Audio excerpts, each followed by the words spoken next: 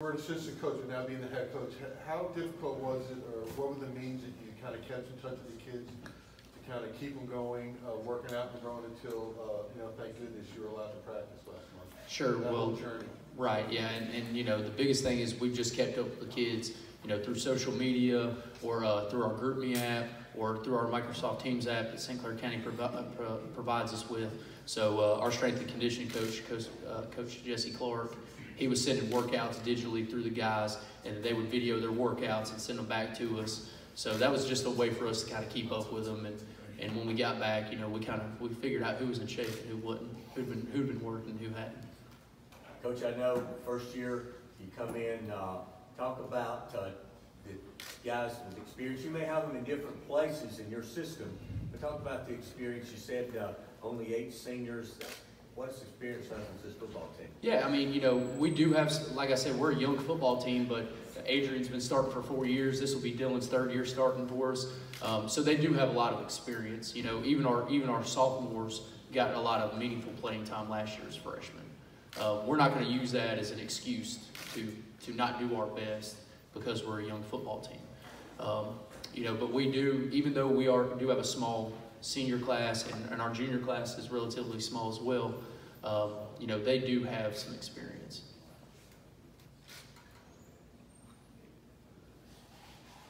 Hey, Coach, before you took the job, did you have any idea the passion that the fans and the people of Ashville truly have?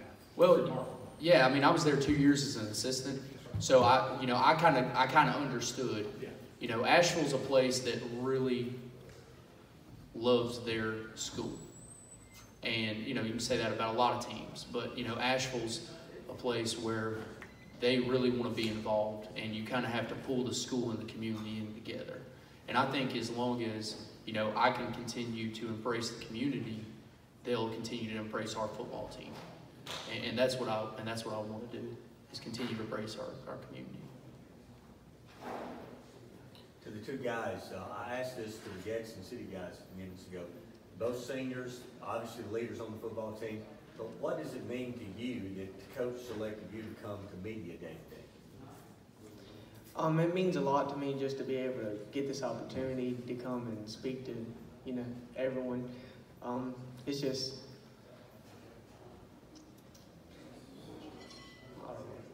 I don't know, Dylan, speak now. Along with what he said, it's an honor to be selected to come and talk. Yeah, I understand. Nerves get you a little bit. Yeah, I understand. To you guys also, it's been a tough few years for Asheville the last few years. Coach come in, brought a new philosophy, new system maybe, and how the guys as being leaders, how's the team rallied around what you're doing? It's really just a want-to. We have to want it. It's not really, it's a mindset. It's just, if that player wants to be good, if we want to be good, we have to do our job and just worry about ourselves. As Coach speaks all the time, like our defense coordinator says, we have to do our own job. For us to be good, we have to do our own job. Oh yeah, like he said, just worry about your own position and stuff will come together. Just to the players, I heard that you guys were unbelievably excited when Coach got the head coaching position. Talk about that a little bit. Absolutely. Coach Monroe, my freshman year when I came into football, he was our offensive coordinator. And I've loved Coach Monroe since freshman year, and I'm excited that he's my head coach. Coach Monroe's been since I've known him, he's a great coach. He's probably one of the best coaches I've ever played for. He's not only very intelligent, but he's all for the players. So it doesn't matter, at the end of the day, it matters if we win or lose, but he's more worried about us as an individual, as our players. So that's very, I don't know, it feels really good to have a coach that cares about you, not just the team. So that makes everybody come together, and that makes us all more focused and excited. Coach Monroe, would you talk a little bit about your schedule, especially Region 6, I believe, that you're in? Looks like you're going west a lot this year. Yeah, seven schools spanning 5 different counties. So, yeah, it's we opened up the season with Oak Grove. Don't know a lot about them. They got a new coach this year as well. Southeastern is another non-region. We just make a short trip over to Rim Lab. They're a much improved football team. Coach Bird's done a really good job. And then we get Good Hope, Aniana, Etowah back to back, which, those 3 are probably, on paper, the front runners in the region. And then we get a county rival in St. Clair County. We'll come to Ashville week 5. We're off week 6. And then we go to Dora. I mean, it's going to be a competitive region. I mean, we get Hanceville and then Fultondale and then close the season with Weaver. I'm really, Coach Taylor over at Weaver is a good buddy of mine. And he gave me a plug on the Calhoun County media today. So, Coach Taylor, if you're watching, plug right at you, buddy. But it's a competitive region. You look at Etowah, really good football team. I think our kids know that. Our kids are used to playing Aniana. That's a pretty local rivalry game. But there's a lot of unknowns just because we haven't played a lot of these teams. Good Hope was in our area in basketball and baseball the last couple of years, but we haven't played them in football.